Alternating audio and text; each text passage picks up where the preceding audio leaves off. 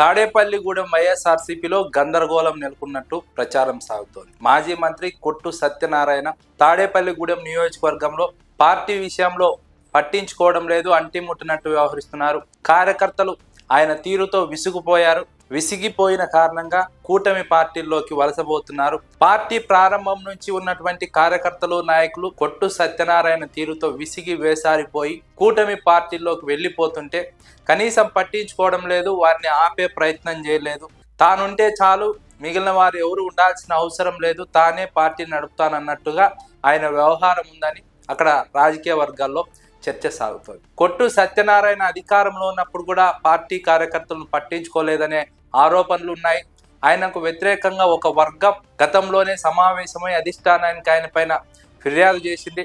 అయినప్పటికీ కొట్టు సత్యనారాయణలో ఎలాంటి మార్పు రాలేదు, వారిని కలుపుకొని వెళ్లే ప్రయత్నం చేయలేదు, పైగా వారిని పక్కకు పెట్టే ప్రయత్నం చేశారు. దీంతో వారు పార్టీలో ఉంటూ కొట్టు సత్యనారాయణ తీరుతో విసిగి వేసారిపోయి అధిష్టానానికి ఫిర్యాదులు చేశారు. అధిష్టానం కూడా కొట్టు సత్యనారాయణను పిలిపించి మాట్లాడి ఆయనకు తలంటినట్టు రాజకీయ వర్గాల్లో ప్రచారం సాగింది. త్వరలో ఇన్ఛార్జి మార్పు ఉంటుందన్న ప్రచారం ఉంది. ఎందుకంటే తాడేపల్లిగూడెం లాంటి ఒక కీలకమైన నియోజకవర్గంలో కొట్టు సత్యనారాయణ ఇలా వ్యవహరిస్తూ పోతే పార్టీకి ఇబ్బందికరంగా మారుతుంది.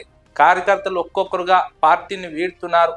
పార్టీని వీడుతున్నప్పటికీ వారిని ఆపే ప్రయత్నం చేయడం లేదు. కనీసం కార్యకర్తలకు భరోసా ఇచ్చే ప్రయత్నం చేయడం లేదు, కార్యకర్తలను కాపాడుకునే ప్రయత్నం చేయలేదు. ఫలితంగా నానాటికి తీసుకట్టుగా తాడేపల్లిగూడెంలో వైఎస్ఆర్సీపీ పరిస్థితి తయారైందని విశ్లేషకులు భావిస్తున్నారు. కొట్టు సత్యనారాయణ విషయంలో వైసీపీ అధిష్టానం ఏదో ఒక నిర్ణయం తీసుకోవాలని స్థానికంగా ఉన్న కార్యకర్తలు కోరుతున్నారు.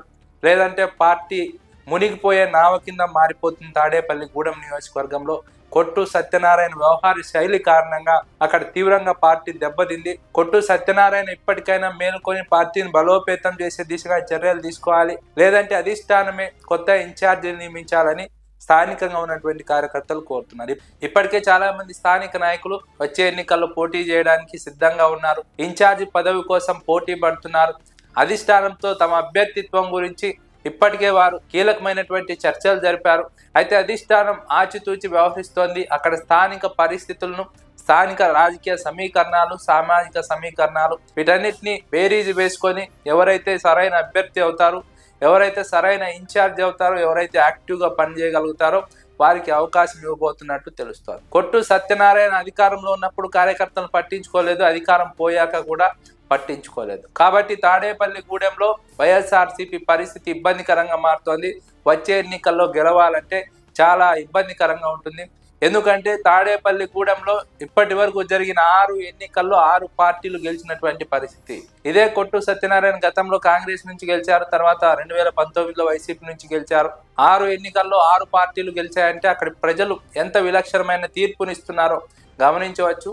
కాబట్టి అలాంటి క్లిష్టమైన చోట తాడేపల్లిగూడెంలో కొట్టు సత్యనారాయణ ఇలా వ్యవహరిస్తూ పోతే పార్టీకి నష్టం జరుగుతుంది. వచ్చే ఎన్నికల్లో గెలవడం ఇబ్బందికరంగా మారుతుంది. మరోవైపు కూటమి పార్టీలు బలంగా కనిపిస్తున్నటువంటి తరుణంలో కొట్టు సత్యనారాయణ ఎంతో యాక్టివ్గా పనిచేయాలి, పార్టీని బలోపేతం చేయాలి, అధికారంలోకి రావడానికి కృషి చేయాలి. కానీ అవన్నీ చేయకుండా కొట్టు సత్యనారాయణ ఏకపక్షంగా వ్యవహరిస్తున్నారు. పార్టీ వ్యవహారం విషయంలో పట్టించుకోవడం లేదు, పార్టీ పిలుపునిచ్చే కార్యక్రమాలను కూడా పట్టించుకోవడం లేదు. అంటిముట్టినట్టుగా వ్యవహరిస్తూ అరకొరగా కార్యక్రమాలు నిర్వహిస్తూ అసలు నియోజకవర్గంలో వైఎస్ఆర్సీపీ ఉందా లేదా అన్నట్టుగా కొట్టు సత్యనారాయణ తీరు మారిందని స్థానిక నాయకులు అధిష్టానానికి ఫిర్యాదు చేశారు. అధిష్టానం ఇప్పటికే ఆ నియోజకవర్గం పైన దృష్టి సారించింది. నియోజకవర్గం విషయంలో త్వరలో ఏదో ఒక నిర్ణయం తీసుకునే అవకాశం ఉందని తెలుస్తోంది. ఇన్ఛార్జ్ మార్పు తథ్యమని రాజకీయ వర్గాల్లో టాక్ వినిపిస్తోంది.